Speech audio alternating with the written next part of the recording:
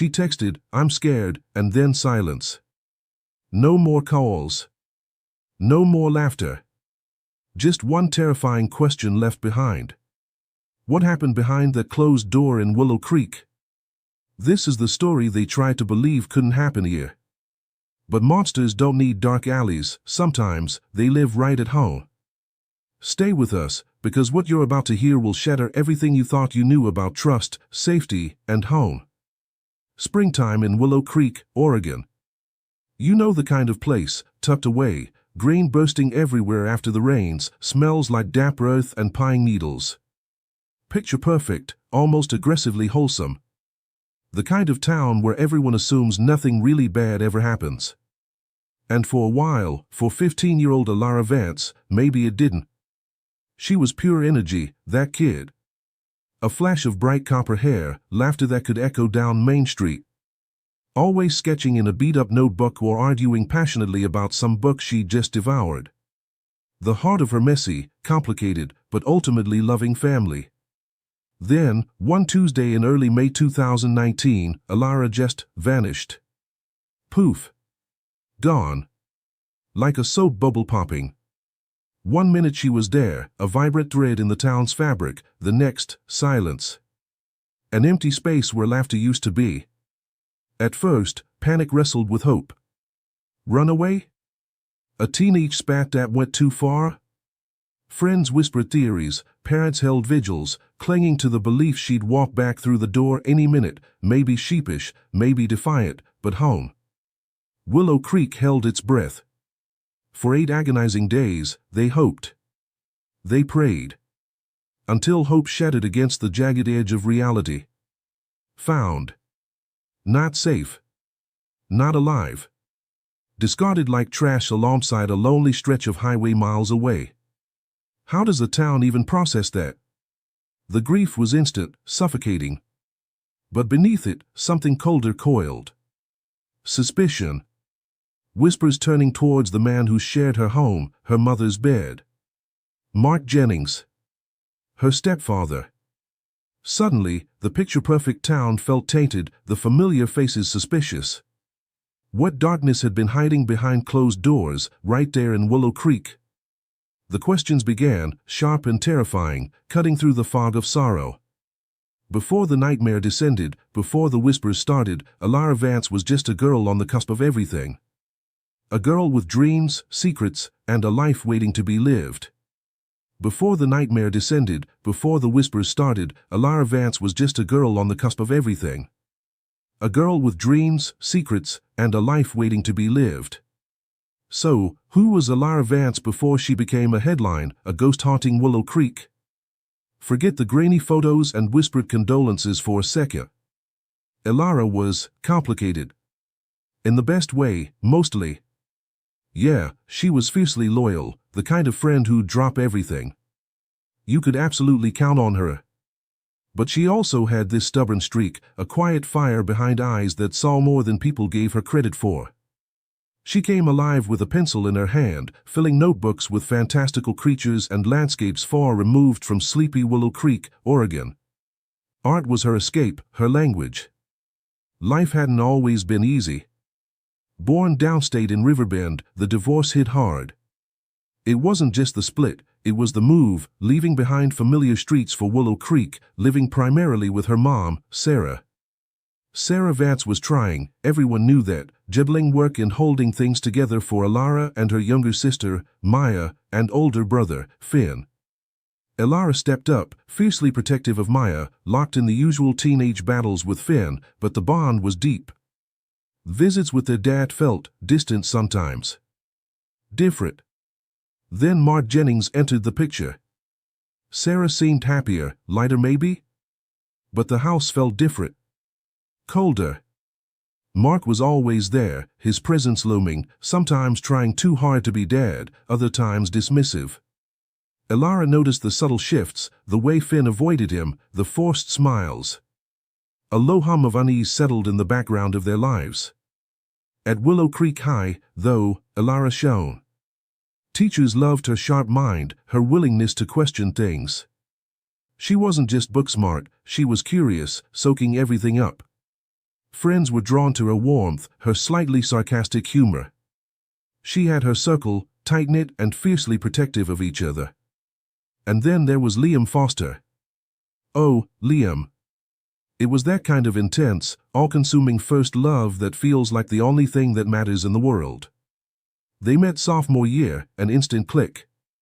Suddenly, Elara's world had a new center. Endless texts, late-night calls whispering secrets, stolen moments between classes. Liam became her confidant, her anchor in the shifting landscape of her home life. He saw the spark in her, the vulnerability beneath the brave face. They were that couple, the one everyone simultaneously envied and rooted for. He'd met Sarah and the siblings. Mark had mostly just grunted hello. It felt real, important. A safe harbor. Or so she thought. Everything pointed towards a future bright with possibilities, sketching adventures with Liam, navigating the usual teenage dramas. But that low hum of unease around Mark Jennings was growing louder, wasn't it? A shadow stretching long in the seemingly perfect picture of her life, poised to swallow the light entirely. But that low hum of unease around Mark Jennings was growing louder, wasn't it? A shadow stretching long in the seemingly perfect picture of her life, poised to swallow the light entirely. That shadow took form on May 7, 2019, a Tuesday that began like any other unremarkable spring day in Willow Creek. The air held that specific Oregon dampness, promising eventual sunshine. Elara navigated the halls of Willow Creek High, probably laughing with friends, maybe complaining about homework, completely unaware it was the last time she'd walk those corridors. Just another Tuesday. She got home around 3. Found her mom, Sarah, crashed out on the sofa. Double shifts were killers. Elara tiptoed past, grabbing a snack. Maybe she helped her little sister, Maya, with homework. Maybe she traded sarcastic remarks with Finn. Her gran stopped by, a whirlwind of well-meaning advice and help around the house, leaving just as the evening started to properly settle and around 7:30. Elara retreated to her room, her sanctuary filled with art supplies and half-finished drawings. Just a normal evening unfolding. Unremarkable. Until it wasn't. Later, her phone buzzed. Liam. The nightly FaceTime ritual. But tonight, the usual easy banter soured. Liam was heading off to Portland for the weekend with the debate team. A city trip. Elara's anxiety, already simmering low thanks to the tension at home, flared up. It wasn't really about other girls, not exactly. It was everything. The feeling of things shifting, of not being grounded. The words got tangled, maybe a little sharp. Misunderstandings piled up like dirty laundry. Teenage drama, amplified. Before they could smooth it over, Liam's image froze, then his breathing evened out on the other end. He'd fallen asleep mid-argument. Frustrating. Annoying. But still, ultimately, normal. Elara hung up, maybe feeling a mix of irritation and loneliness. The house was quiet. Too quiet. She probably scrolled through her phone, the blue light illuminating her face in the dark. Then, her fingers flew across the screen, sending a message to Liam's sleeping phone at just after 11 p.m. A message that chills you to the bone. Mark's in my room. He just walked in. Followed immediately by another, more frantic one. Don't say anything you'll hear. Silence. 12 minutes crawled by. Then, one final text, stark and terrifying. I'm scared, Liam. And then, nothing.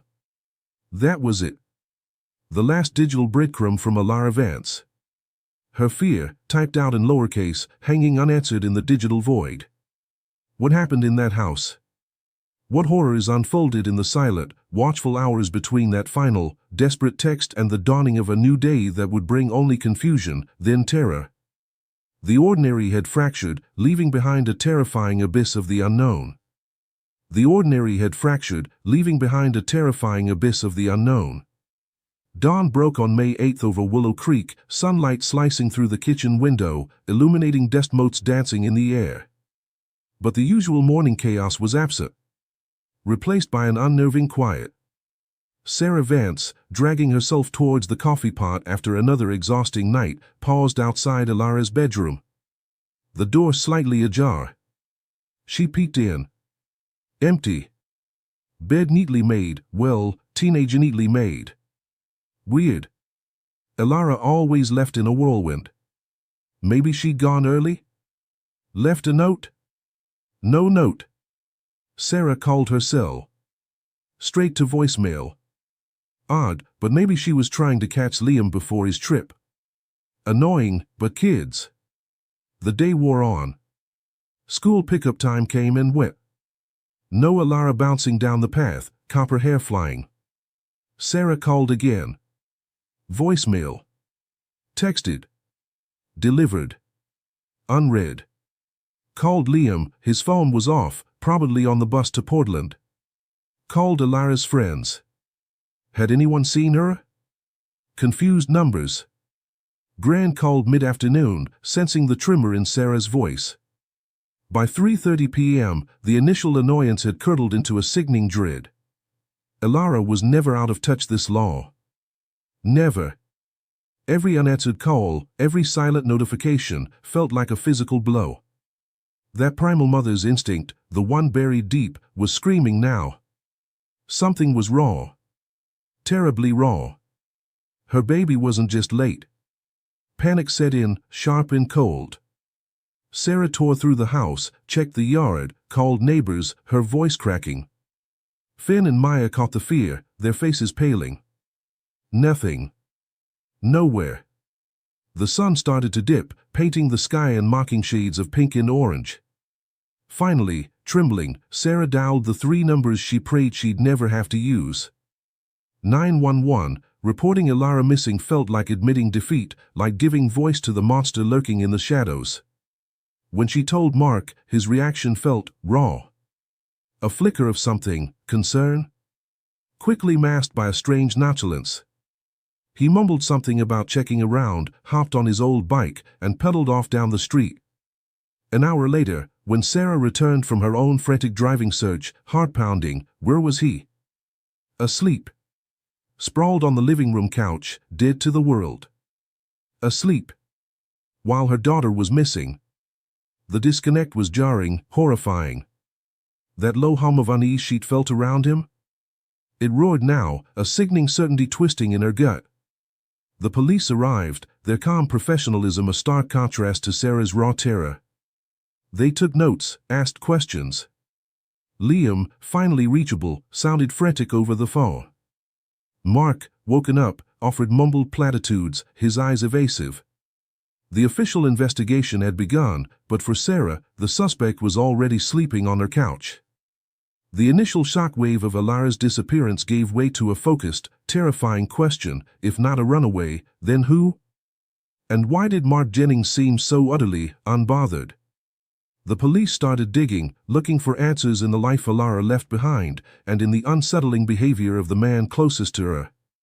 The police started digging, looking for answers in the life Elara left behind, and in the unsettling behavior of the man closest to her.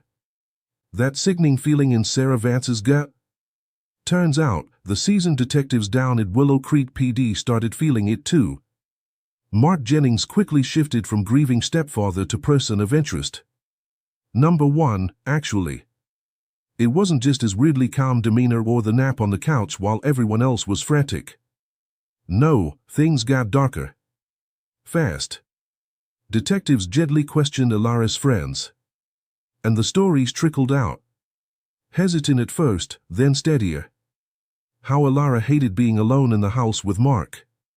How she described him as creepy, how his eyes seemed to follow her.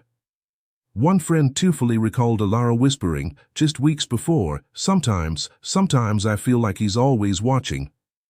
Suddenly, those final, terrified texts, "Mark's in my room, I'm scared Liam," weren't just abstract fear.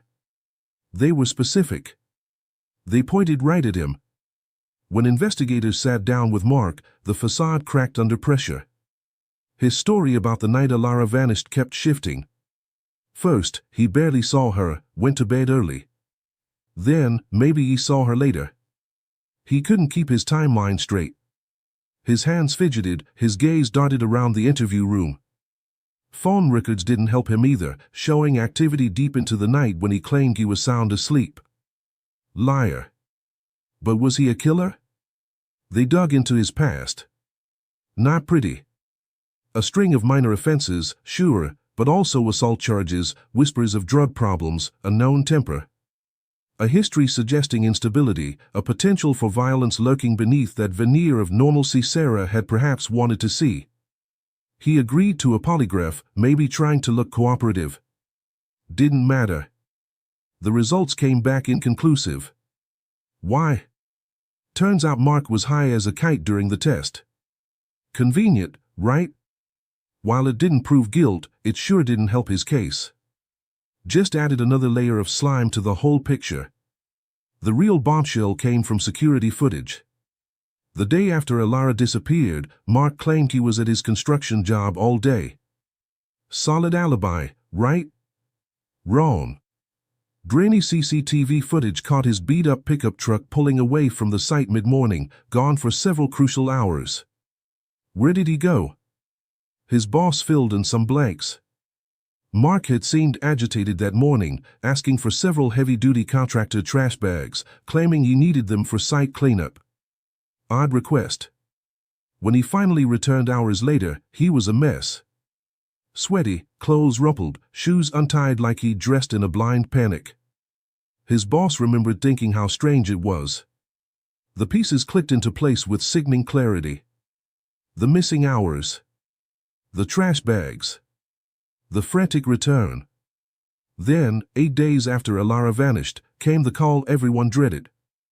A hiker stumbled upon something off Hemlock Ridge Road, a remote logging trail miles outside Willow Creek. Partially concealed. Wrapped in heavy-duty black contractor trash bags. It was Elara.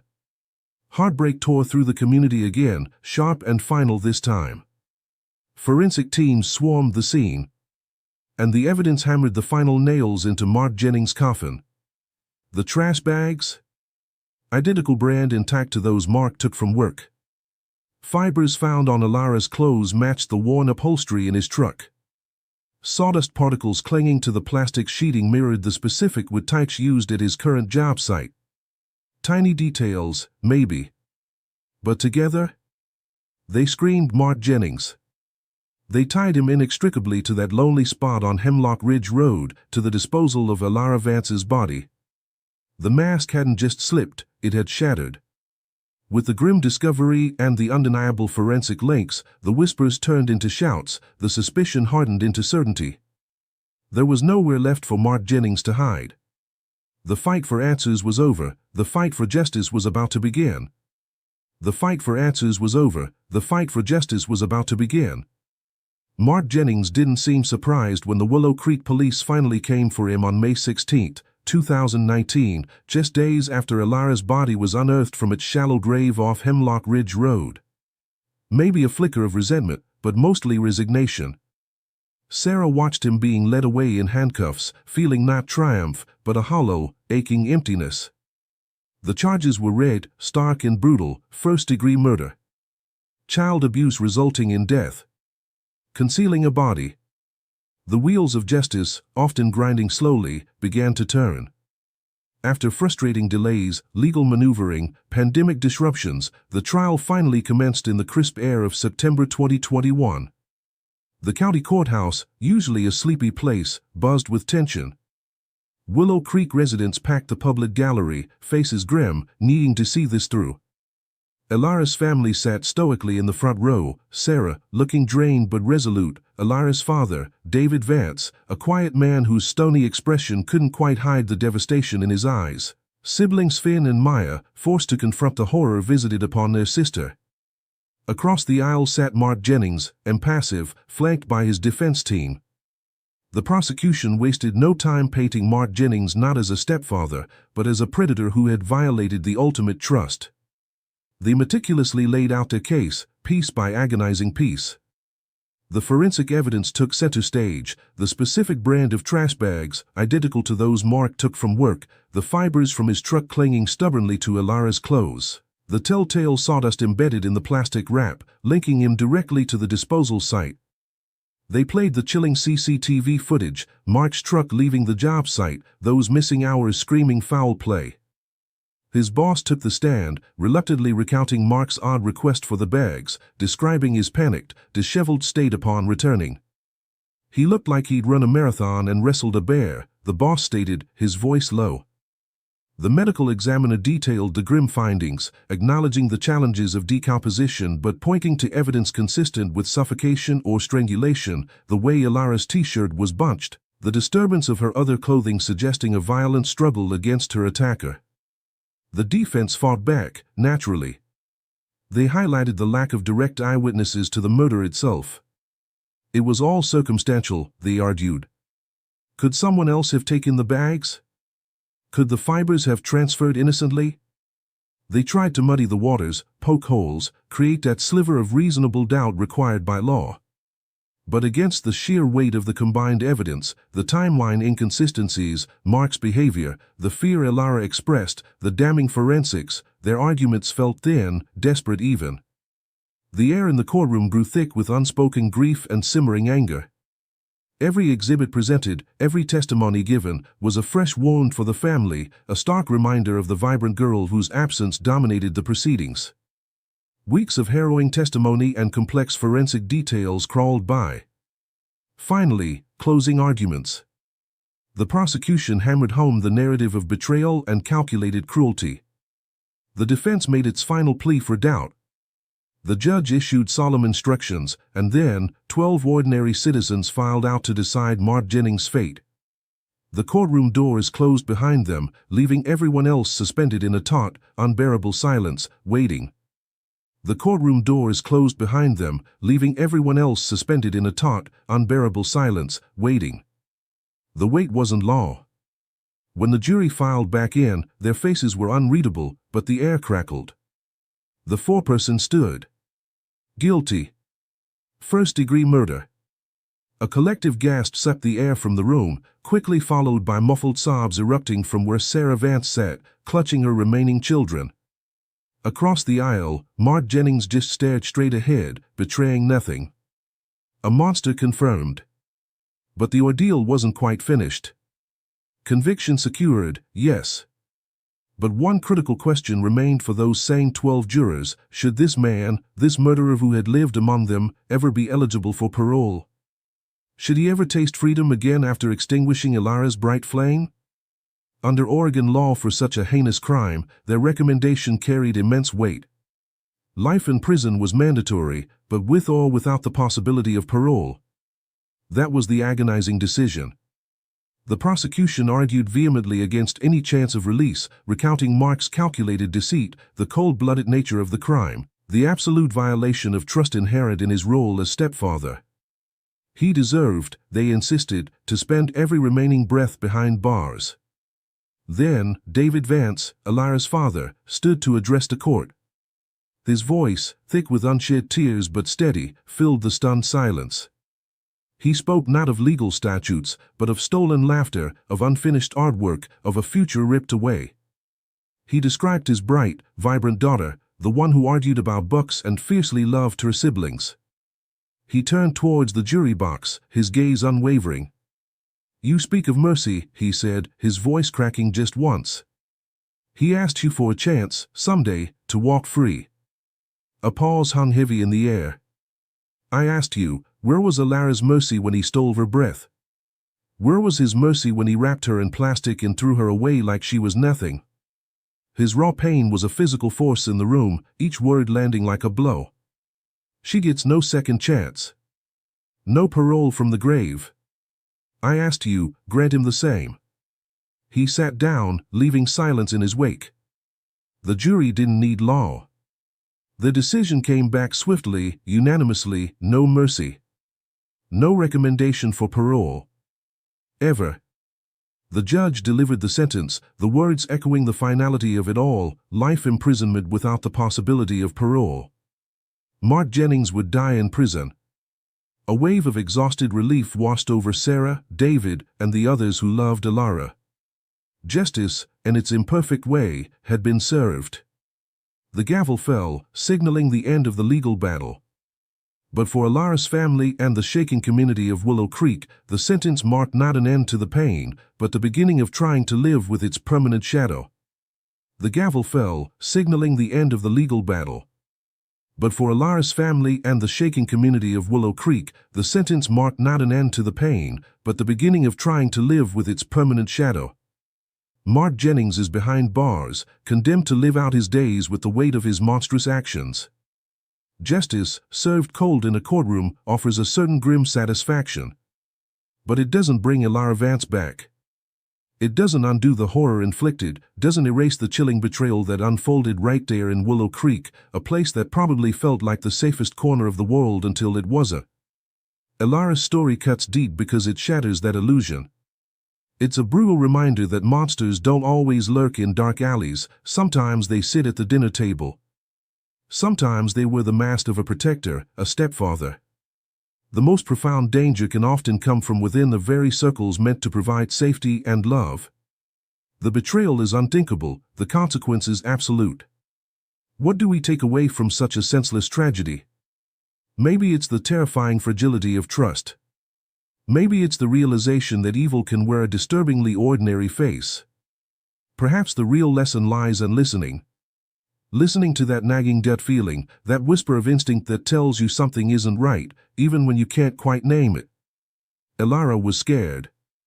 She said she was scared. How often are those fears, especially a teenager's fears, dismissed or downplayed until it's far too late? We have a responsibility, don't we? To look closer. To ask the uncomfortable questions. To create spaces where fear can be spoken aloud and, crucially, heard without judgment. It's not about paranoia, it's about vigilance born from tragedy. It's about refusing to let another bright light be extinguished because the shadows seem too unbelievable to confront. Let Elara Vance be remembered not just for the horror of her ending, but for the vibrant life she lived, the artist, the friend, the daughter, the sister. Let her memory fuel our vigilance. Let the tragedy that befell Willow Creek remind us to listen when fear whispers and to act before silence becomes permanent. Because protecting each other, truly seeing each other, is the only way to keep the shadows at bay.